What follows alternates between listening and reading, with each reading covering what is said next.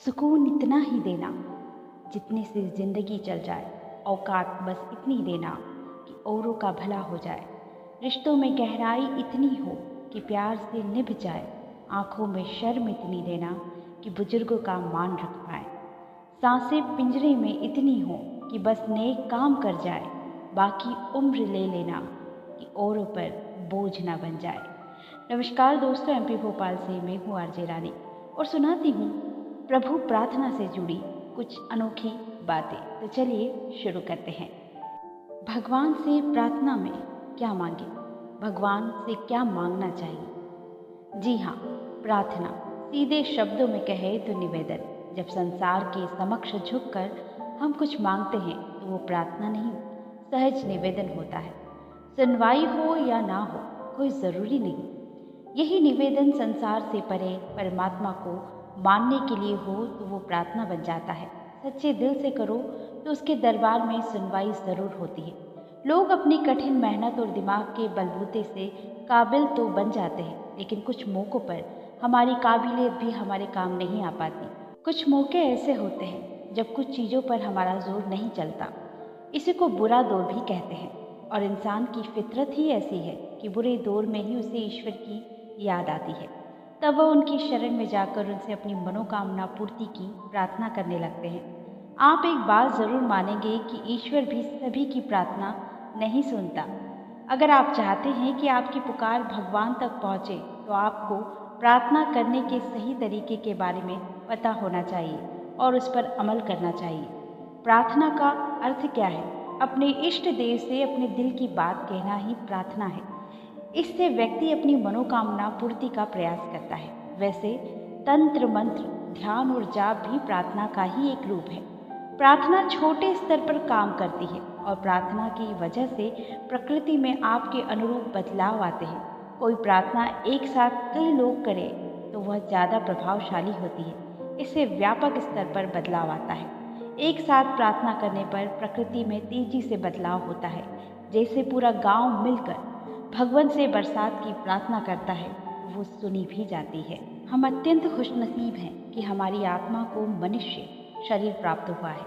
यदि हम दूसरी योनियों की ओर नज़र करें तो हम देखेंगे कि उनका जीवन कितना मुश्किल है। उन्हें प्राकृतिक आपदाओं से बचने के लिए आश्रय ढूंढना पड़ता है। इसके अलावा वे हमेशा शिकारियों के भय से सहमे रहते हैं। हालांकि अनेक लोग पालतू जानवरों से परिवार के एक सदस्य के रूप में पेश आते हैं, फिर भी पालतू जानवर उनके गुलाम ही होते हैं। जानवर या पशु पक्षी कभी सोच नहीं सकते कि वे कौन हैं, वे यहाँ क्यों आए और वे कहाँ जा रहे हैं। हम भाग्यशाली हैं कि हम एक इंसान के रूप में पैदा हुए हैं, जिसमें हम स्वयं को जान सकते हैं और समझ सकते हैं कि हमें प्रभु ने यहाँ क्यों भेजा है। मनुष्य शरीर में आना एक बहुत बड़ी बरकत है, क्योंकि इसी में हम अपने आप को जान सकते हैं और पिता परमेश्वर को पा सकते हैं। इसके लिए हमें प्रभु की कृतज्ञता जतानी चाहिए।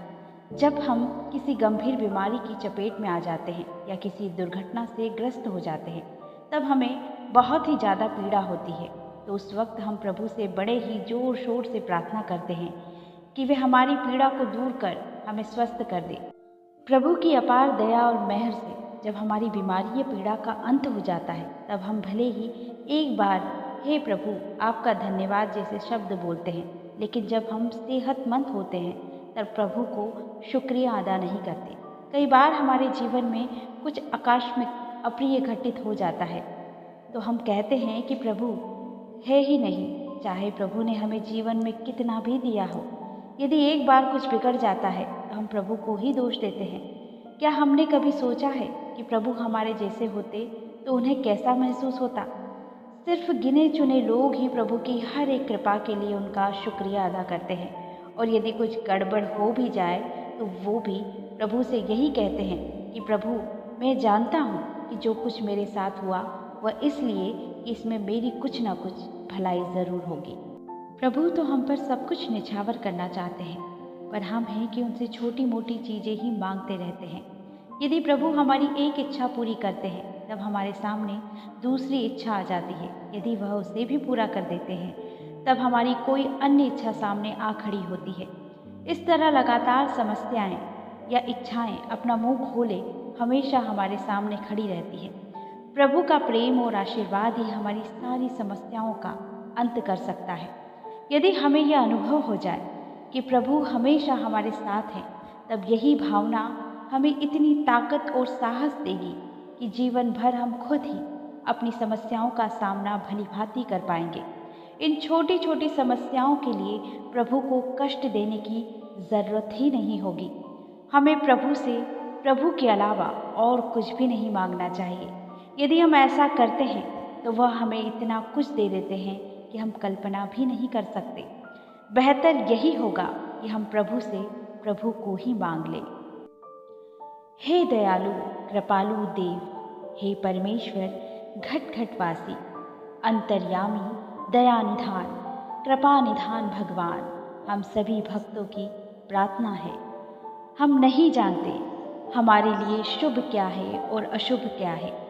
प्रभु, जो शुभ हो, हितकारी हो, जिसमें हमारा कल्याण छिपा है, वही तू हमें देना। हम कभी कभी नासमझी में ना जाने क्या क्या मांग लेते हैं। ऐसा कुछ मांग लेते हैं जो हम सोचते हैं कि इससे हमारा भला होगा, पर वास्तव में उससे भला नहीं होता। हमारी भलाई को तो आप जानते हो भगवान, हमारे भविष्य को भी जानते हो, हमारे अतीत को भी जानते हो। आप ही हमारे लिए वह सब देना जिसकी हमको ज़रूरत है, जिससे हमारा कल्याण हो। यही हमारी प्रार्थना है। उन राहों पर लेकर चलना जिन राहों पर चलते चलते हम अपना कल्याण कर सके, दुखों से बच सके, पूर्ण शांति और सुख को पा सके। हमसे वही कराना जो हमारे कर्तव्य है और जिसे करते करते हम आपकी शरण को प्राप्त कर सके और इस लोक में भी सफल हो, परलोक में भी सफल हो सके। ये कदम उसी और बढ़े जो यात्रा प्रभु आपकी तरफ ले जाए, सुख और शांति की तरफ ले जाए। उन्हीं का संग जीवन में रहे जिनके संग का रंग लगकर हमारा जीवन निखरे, हमारे जीवन के अंदर खुशियाँ आए। हे प्रभु, आपके दर से आस लगाए हुए जो भी बैठे हैं, जिस जिस कामना को लेकर बैठे हैं, उस कामना को ध्यान में रखते हुए, उनके हित और कल्याण को ध्यान में रखते हुए उनकी कामना को अवश्य पूरा करना, कष्ट दूर करना, बाधाएं विघ्न हटाना, सुख समृद्धि प्रदान करना। जिन भक्तों के द्वारा आपका ये भजन हुआ, ज्ञान यज्ञ चला, उन सब पर भी अपनी करुणा बरसाना। हे भगवान, सभी सुखी हो, आनंदित हो, हमारी प्रार्थना को स्वीकार कीजिएगा। दोस्तों, उम्मीद करती हूँ कि इस भक्ति में विचारों ने आपके जीवन में भी प्रकाश डाला होगा।